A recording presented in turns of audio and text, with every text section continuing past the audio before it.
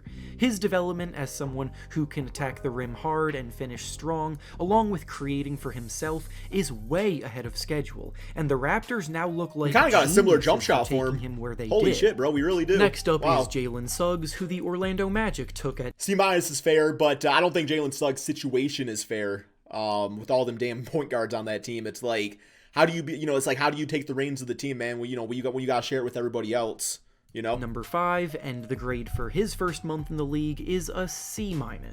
Suggs was seen as one of the more NBA-ready players in the draft at the time, yet he's had some decent moments, though. Experiencing plenty of the typical rookie struggles most guards do early on.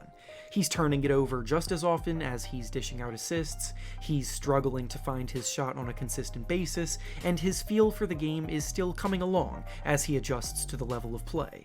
The Magic aren't in any rush right now, and they'll continue to let him start and play through these mistakes so he can use them as lessons. Bro, they should trade for like Jalen Brown and the Magic. In the meantime, there's trade all those guards for Jalen. Plenty of ups and downs to come. Him and Suggs Next to take up over. Is Josh Giddey, who was taken. Okay, Josh Giddey at number 6 with a B. I'm going to give Josh Giddey a B+. I like his all-around game, and I ain't going to lie, like, I thought he was going to be a few years of a project. Like, he really exceeded my expectations, personally speaking. In 6th overall by the Oklahoma City Thunder, and the grade for his first month in the NBA is probably shoot a little bit better. Giddey has demonstrated his ability to produce in a variety of ways to start his career, as he's currently averaging about 9 points, 7 rebounds, and 6 assists per game. He's a 6'8" guard who can operate as a primary ball handler, and his court vision and passing ability are already it's gonna be everything Michael Carter Williams wasn't. Age.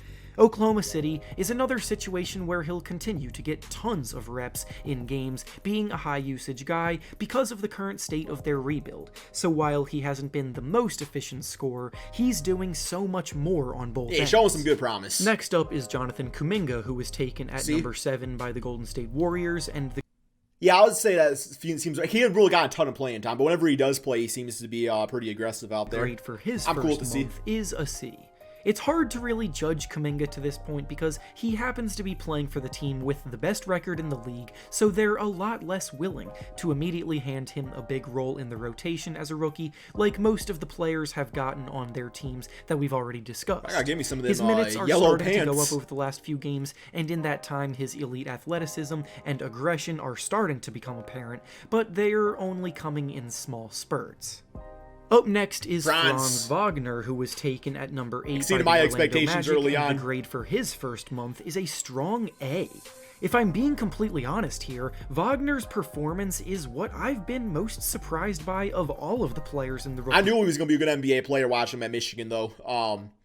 I mean, I said the same thing about Duncan Robinson. I was saying, like, when Duncan Robinson was in college, I was like, some team's going to get him some days and they're going to be happy. It's just, you know, just like those lengthy players that can knock down the shot. It's like, you're always going to find a place on the court when you're that type of player. Class, because I really didn't think he would be this good so soon.